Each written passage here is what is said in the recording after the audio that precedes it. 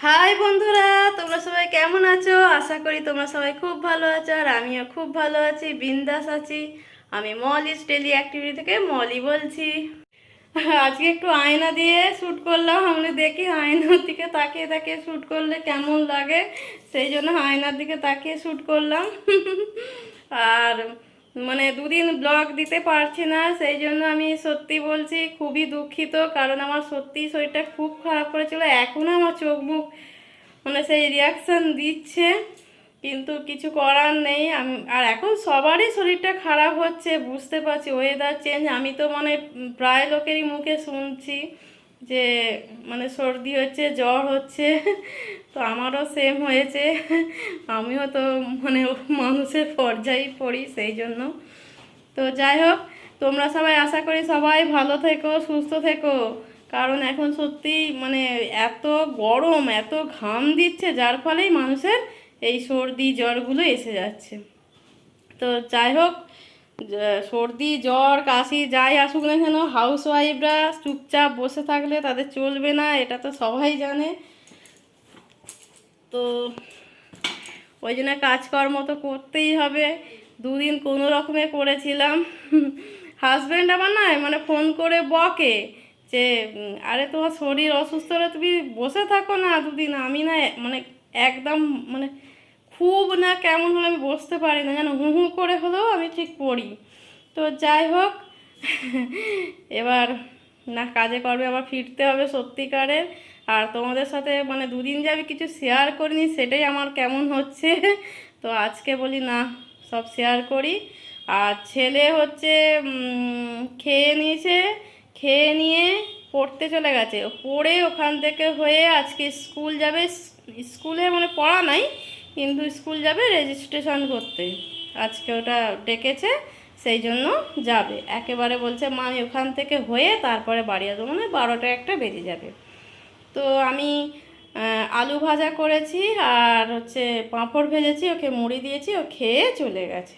আর আমি এখনও খাইনি, আমার এমনি খুব একটা ভালো লাগে না, খাইনি, একটু পরে খাবো।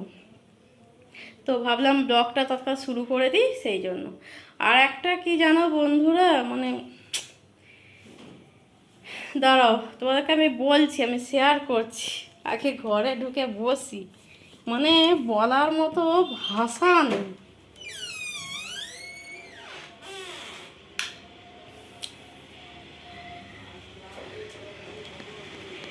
তো কি হয়েছে জানো বন্ধুরা, হচ্ছে আমার তো ডবল সিলিন্ডার গ্যাস, ঠিক আছে। তো আমি একা মানুষ, আমার হিসাব করে আমি ঠিক চালাই। তো আমার একটা গ্যাস 2 মাসের ওপর হবে, তো নিচে হবেই না, ঠিক আছে। তো আর আমাদের তো ঘর বাড়ি একটু বন্ধর মধ্যে, চারিদিক দোকানপাট সব রয়েছে বলে না, আমি দুটোকে একসঙ্গে ভর্তি ভর্তি করে কখনো রাখি না। যেহেতু আমার একার হাতে হিসাব আছে, আমার জানা আছে, সেই জন্য আমি একটা সিলিন্ডার যখন 1 মাস হয়ে যায়, হাফ খালি হয়ে যায়, তখন আর একটা বুক করে ভর্তি রেখে দিই।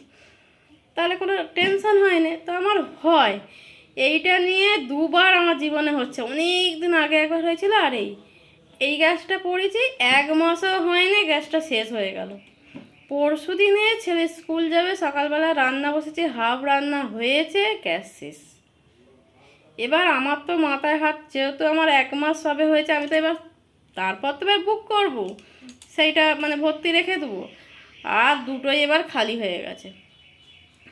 তারপরে এবার ইন্ডাকশান ছিল বলে বেঁচে গেছি। তো সেই থেকে দুদিন রান্না হচ্ছে। আর আমাদের যে গ্যাস দিতে আসে, সে আমাদের ওই দোকানের সামনে যে রাস্তা, ওখানে দাঁড়িয়ে সব যত গ্যাস আসে ভ্যানে করে, তো ওখানে দাঁড়ায়। তো আমি সেই দিনকেই দুপুরবেলা ওর আওয়াজ শুনতে পেয়ে উঠে বলছি, আমি বললাম যে এই হয়েছে, দেখো না, তুমি তো নিজে জানো যে আমার গ্যাস কতদিন লাগে। সেও জানে, সেও বলে বৌদি তোমার গ্যাস বহুদিন লাগে বলো। আমি বললাম এই হয়েছে, দেখো তাহলে কিরাম রাগটা ধরে। তা নিশ্চয়ই তোমরাই করো এসব কারসাজিগুলো, নাহলে কে করবে? হ্যাঁ, এদিকে অজুনের মেশিন নিয়ে আসবে না। আমার হাজব্যান্ড তো রেগে বোম হয়ে যাচ্ছে। এটা নিয়ে দুবার আমার সাথে এরম হলো, বহুদিন আগে একবার হয়েছিল, আবার এবার এমনি গ্যাসের কত দাম, তাই না বন্ধুরা? তোমরাই বলো, গায়ে লেগে যায়। সেখানে 1.5 মাসও হোক, কিছু বলার ভাষা নেই। এবার ওরা তো কথা ঘুরাবে, ওরা বলছে না সেখান থেকেই কী সব করে, আমরা কেন সব, এই নিয়ে তো তর্কাতর্কি হয়েই গেল। তারপরে বললো, আমাকে বললো বুক করেছে, আমি তো বুক তো সকালবেলায় করে দিয়েছি, আমার গ্যাস নাহলে চলবে না, সে যতই যাই হোক। তো বললো ঠিক আছে, আর যদি নাও মানে তোমার এখনও গ্যাস আসে আমি তোমাকে দিয়ে দেবো কোনো, তবে আমি পরশু দিন আসবো, মানে আজকে আসার কথা। ততক্ষণে ইন্ডাকশানে যাই হোক, প্রায় ইন্ডাকশানে কি আর সেই মতো রান্নার জুত মিলে হয়নি, ওই যাই হোক মাই হোক করে করছি খাচ্ছি, তবুও দুজনে বলে হয়ে যায়। তো সেরকমই আজকে হচ্ছে আলু ভাজা পাঁপড় ভাজা করেছি, দিয়ে মুড়ি খেলাম। খেয়ে দে আমি এখনও খাইনি, মানে সে খেয়ে চলে গেছে, আর আমার রয়েছে, আমি একটু চা করব, করে খাবো। আর দুপুরে যে গ্যাস কখন দিয়ে যাবে তার ঠিক নেই, মানে ইন্ডাকশানে ভাত, তারপর একটু চা দুধ এরম টাইপের ঠিক আছে বসে বসে হয়, কিন্তু না তরকারিপত্র আমার যেন ঠিক পুষায়নি। কি বলি বলো তো বন্ধুরা, এখন চারিদিকে মানে জোচ্ছরে ভরে গেছে। তো তোমাদের সঙ্গে কারোর সাথে এরকম হয়েছে নাকি আমি ঠিক জানি না, আমার সাথে এটা নিয়ে দুবার হলো। দাঁড়াও দরজাটা এঁটে দিই, কারণ এখানে বসে বক বক করলে হবে না, আমাকে নিচে যেতে হবে, নিচে পুরো ফাঁকা। তো চলো বন্ধুরা আমি বন্ধুরা যা গরম হচ্ছে, আবার বসে পড়েছি কিছুটা কাজ করলেই এত হাঁপি যাচ্ছি, এত ঘাম দিচ্ছে, আর পাখা চালিয়ে বসলে কি আরাম কি আরাম। এই যে পাখা চলছে, দেখাচ্ছি এই যে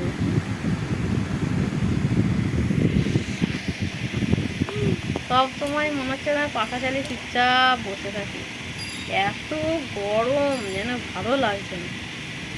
আর আজকে ডিমের ঝোল করব, ভাত করব বলে ডিমের ঝোলের আলু ফালু সব কেটে রেখেছি, সব করে রেখেছি। ইন্ডাকশানে তো মানে বসিয়ে দেবো ভাবছি রান্না, নাহলে এখন কখন হবে তার ঠিক নেই। কিন্তু কি হবে, পাখা চালিয়ে বসে বললেই কি আরাম লাগছে। এই যে বন্ধুরা ইন্ডাকশানে রান্না হচ্ছে, কত দেরি হচ্ছে। এই যে পেঁয়াজটা ভাজছি, ডিমের ঝোল করবো আর কি।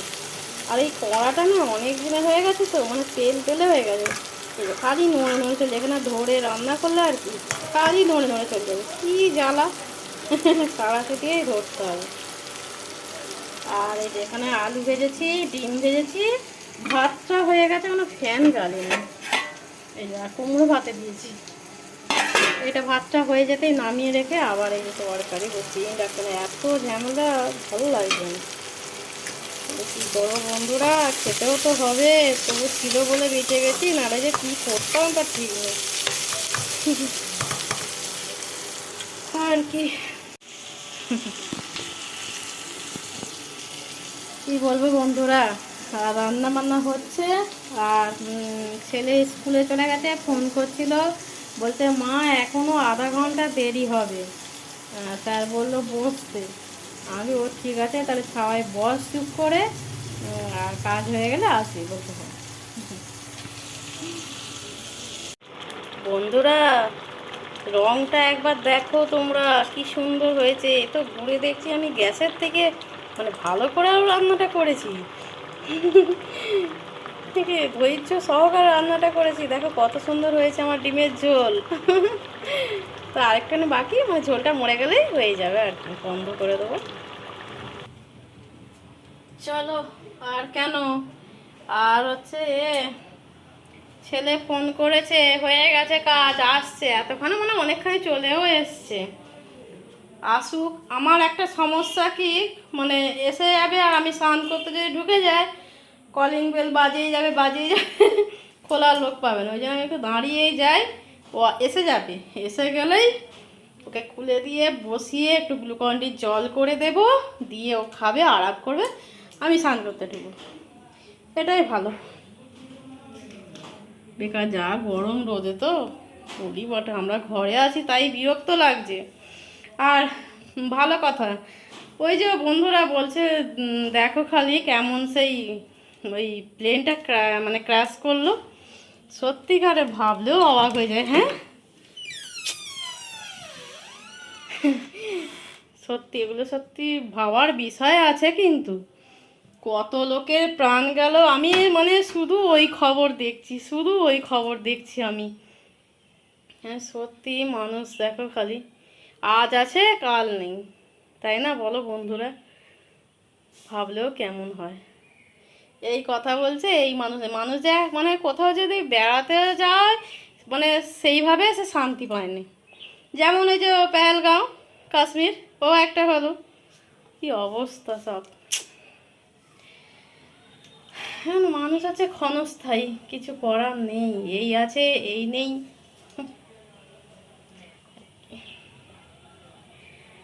এই দাঁড়িয়ে আছি একটু ব্যালকনিতে, দাঁড়িয়ে আছি, ছেলেটা আসুক। প্রচুর গরম, প্রচুর গরম।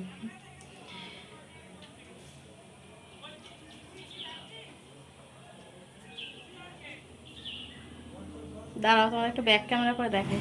দেখো বন্ধুরা, রোদরা খালি আবার জাস্ট দেখো। ও মাই গড, বাপ রে বাপ, তাকানো যাচ্ছে না জাস্ট।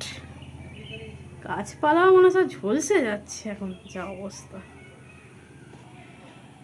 জল পুরো এ হয়ে গেছে, শুকিয়ে কোথায় নেমে যাচ্ছে। এই রোদে আমার ছেলেটা আসবে গো, আর কি করা যাবে।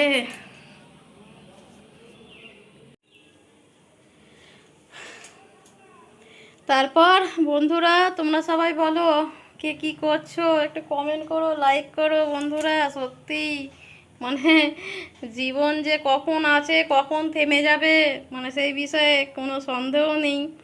হুম। তো যে যেমনই থাকো সত্যি ভালো থেকো, সুস্থ থেকো, মানে সুস্থর কোনো তুলনা নেই আর কি। তো সবাই সুস্থ থেকো, আর সাবধানে তো থাকতেই হবে, কিছু করার নেই, তবুও সবই ভাগ্যের দোষ। তো যাই হোক বন্ধুরা, আমি আজকের মতো রাখছি, আবার পরের ব্লগে তোমাদের সঙ্গে শেয়ার করব, ঠিক আছে? তো তোমরা সবাই ভালো থেকো, আর আমি রাখছি, বাই।